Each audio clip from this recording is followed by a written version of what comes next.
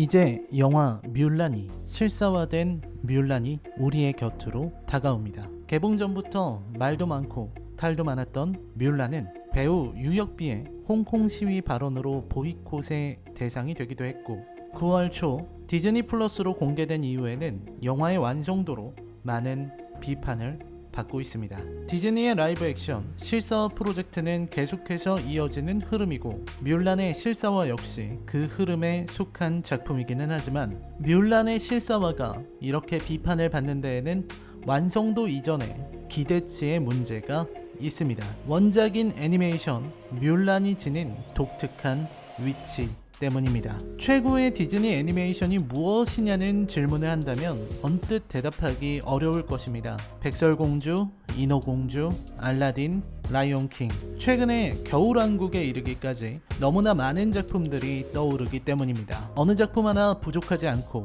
이야기, 작화, 연출, 음악에 걸쳐 뛰어난 완성도를 보여왔죠. 하지만 가장 독특하고 의미 있는 작품을 하나 뽑으라고 한다면 저는 고민하지 않고 뮬란을 뽑을 겁니다. 뮬란은 배경, 주인공, 설정, 연출, 구성에 이르기까지 다른 어떤 디즈니 작품과도 다른 독특한 매력을 뽐내는 작품이기 때문이죠.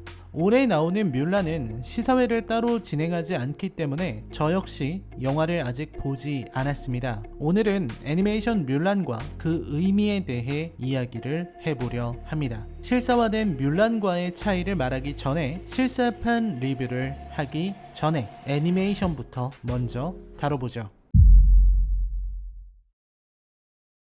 뮬란은 디즈니의 애니메이션 중에서 거의 유일하게 전쟁, 군담을 다루고 있는 작품이면서 동시에 동아시아를 배경으로 했고 또 러브라인보다는 캐릭터의 성장과 성취에 중심을 둔 놀라운 작품입니다. 뮬란의 주인공인 파뮬란은 원래 화목란이라는 설화의 주인공, 5호 16국 시대에 성별을 숨긴 채 갑옷을 입고 말에 탄 채 전장을 누빈 여성 장수를 모티프로 만든 캐릭터입니다. 생각보다 여장부의 이야기를 다룬 설화들은 찾기 쉽습니다. 보통 고대의 전쟁에서는 여성이 직접 전쟁에 나서는 것이 부적절했던 경우가 많았고 오히려 여성은 생산, 보급, 지원 등의 역할에 치중했기에 성별을 숨겨 남자 행세를 하거나 아예 정체를 드러내지 않는 방식으로 활약하곤 하죠. 이 작품에서 뮬란도 역시 남자 행세를 하게 됩니다. 이 영화의 주인공 뮬란은 디즈니 프린세스로 분류되는 인물이기도 합니다. 동화 속 공주는 여자아이들의 환상 그 자체죠.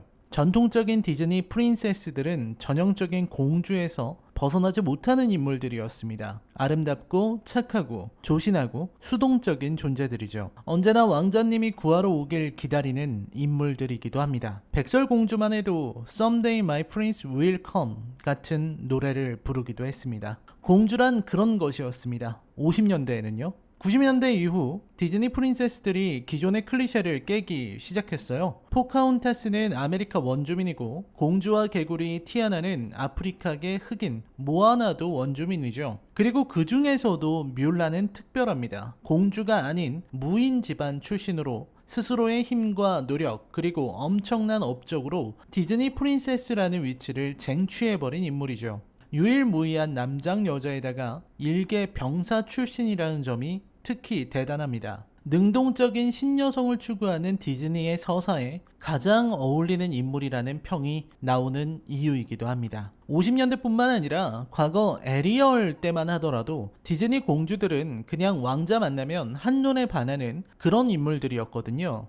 오히려 뮬란의 이야기에서는 연애나 왕자 같은 존재가 불필요하게 느껴질 정도입니다. 사랑이니 왕자님의 구원을 바라기에는 뮬란이 너무나 능동적이고 당당하거든요. 시대를 앞서간 캐릭터임에는 분명합니다. 지금 시대에서야 PC가 논란의 중심에 서 있지만 당시만 해도 디즈니의 이와 같은 행보는 큰 칭찬을 받았습니다. 디즈니의 여성 캐릭터들은 주체적이고 독립적이며 디즈니는 화이트 워싱 등으로 대표되는 인종차별적 표현으로부터 자유롭다는 인상을 주게 된 결정적인 작품이 바로 뮬란이었다고 저는 생각합니다. 당시 뮬란이 받았던 칭찬을 생각해보면 지금 시대에 뮬란이 나왔어도 같은 칭찬을 받았을까 하는 의문이 듭니다. 아마 불편한 사람들이 많이 나오지 않았을까요?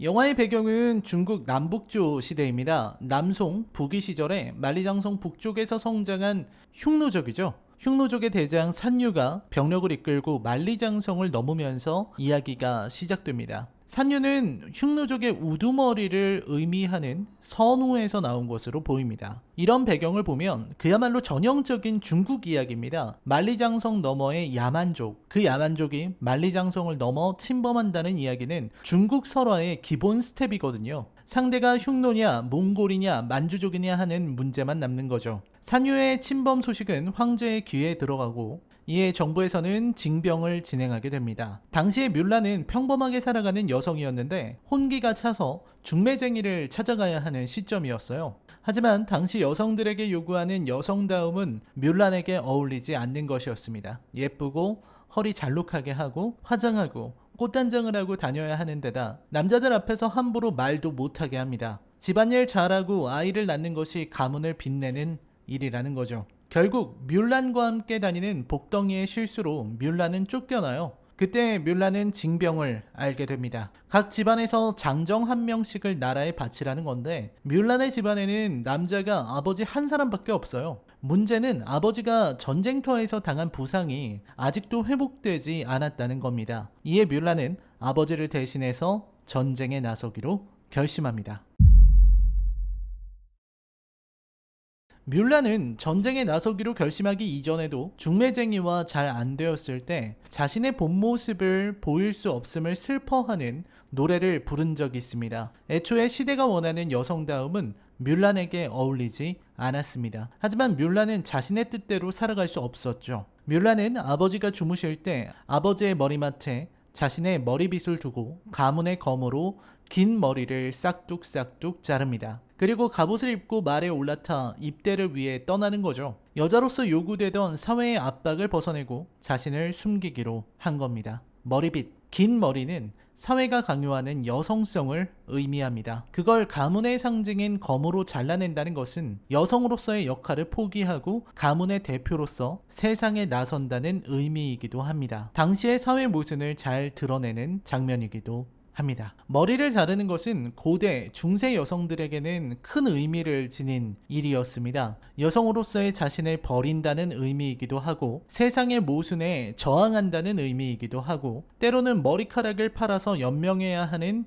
슬픈 처지, 그럼에도 살아가야 한다는 의지를 보이는 소재이기도 했습니다. 요즘도 머리를 자른다는 것은 큰 의미를 지니죠. 실연의 아픔 때문에 의지를 드러내기 위해 그리고 군입대를 위해 자릅니다. 잘려나간 머리카락은 때로는 슬픔을, 때로는 의지를, 때로는 상실을 의미하게 되었죠. 결심한 뮬란은 여자의 몸으로 남자들이 하는 훈련을 받아내기 시작합니다. 젊은 장수 리샹의 지휘 아래 훈련을 받죠. 처음에는 체력적인 문제로 인해 집에 가라는 소리까지 듣게 되지만 이후 피나는 노력으로 훈련을 이겨내고 나중에는 다른 남자들을 압도하는 실력을 지니게 됩니다. 디즈니가 말하는 현대 여성, 신여성의 전형과도 같은 모습이죠.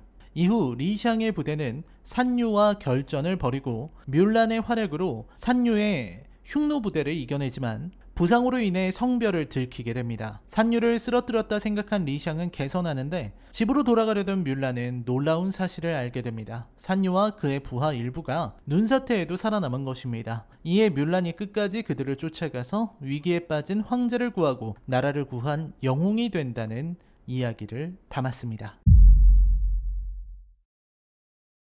뮬란이라는 작품은 큰 의미를 지닌 애니메이션이었습니다. 작품의 표현, 전투 장면에서의 묘사, 디즈니답지 않은 냉혹한 장면의 삽입, 전혀 우습지 않은 악당 캐릭터 등 다룰 부분이 너무나도 많죠. 그럼에도 뮬란을 이야기할 때 성차별을 이야기하지 않을 수는 없다고 생각합니다. 작품에서 나타나는 여성차별이 대단합니다. 중매쟁이도 그렇고 징병관이 와서 아버지에게 징집장을 줄 때 뮬란이 아버지는 안 된다고 하니 징병관이 어디 사내들 이야기하는데 아녀자가 함부로 말을 하냐고 해요. 뮬란은 그런 시대에 살았습니다. 행군할 때 뮬란의 동료들이 이상형 여자에 대해서 말하면서 가는 장면이 있어요. 그때 뮬란, 남자 이름은 핑이죠. 핑은 똑똑한 여자는 어떠냐? 똑똑하고 당당한 여자라고 말하니까 동료들의 표정이 싹 변하죠. 에이, 그게 뭐냐는 식입니다. 여자는 똑똑하거나 당당해서는 안 된다. 똑똑한 여자는 사랑스럽지 않다는 식의 인식이 그대로 드러나는 상황입니다. 핑을 누구보다도 신뢰했던 젊은 장수 리샹도 핑이 뮬란이라는 걸 알고 뮬란을 멀리해요. 그럼에도 멋진 것은 영화의 태도와 결말입니다. 정체가 발각된 뮬란이 전쟁에 나온 이유에 대해서 아버지도 아버지지만 거울 속에 내가 같이 있기를 바랐다고 고백하는 장면은 인상적입니다. 특히 리샹에게 핑을 믿는다고 했죠? 핑과 뮬란이 뭐가 다르죠? 하고 묻는 장면은 이 영화의 본질을 꿰뚫고 있습니다. 결국 엔딩에서 뮬란의 행동은 크게 인정받았습니다. 흉노족의 무시무시한 산류에게도 고개를 숙이지 않았던 황제가 뮬란에게 감사를 표하며 절을 하는 장면은 무척 인상적입니다. 뮬란은 존재 자체로도 현대 여성의 서사를 그대로 담아내고 있습니다. 뮬란은 걸캅스 따위로 대표되는 어설픈 여성 서사와는 차원이 다른 작품입니다. 뮬란은 남자들과 동일한 조건에서 동등한 훈련을 받았고 체력적으로 밀릴 수밖에 없는 한계를 자신의 영리한 두뇌와 임기응변으로 이겨내 최고의 병사로 거듭났습니다. 전장에서 그녀는 언제나 기지 넘치는 전술가였고 산류의 공격에도 굴하지 않고 상대하는 용기를 지녔습니다. 무엇보다 대단한 것은 같은 편조차 그녀를 여자라는 이유로 무시하는데도 오히려 상대를 꾸짖을 줄 아는 당당한 태도를 지녔다는 부분입니다. 뮬란이라는 작품이 디즈니 역사상 가장 특별한 작품으로 뮬란이라는 인물이 디즈니 프린세스 중 가장 독특한 인물로 추앙받는 이유가 바로 그곳에 있습니다. 수호신이지만 수호신으로 인정받지 못하는 무슈, 이름은 복덩이지만 정작 복은 없는 복덩이와 가문을 빛내려 하지만 빛낼 방법을 찾지 못한 뮬란이 힘을 합쳐 진정 위대한 승리를 이뤄내는 기분 좋은 이야기는 끝났습니다. 자, 이제 유역비의 뮬란입니다. 과연 새로운 실사와 뮬란은 원작 애니메이션이 만들어낸 완성도에, 그 의미에, 본질에 다가설 수 있을까요? 실사와 뮬란을 기다리며 다시 만난 애니메이션 뮬란이 더욱 새롭게 다가온 그런 밤입니다. 시청해주셔서 감사합니다. 저는 다음 영상에서 찾아뵙겠습니다. 안녕히 계십시오.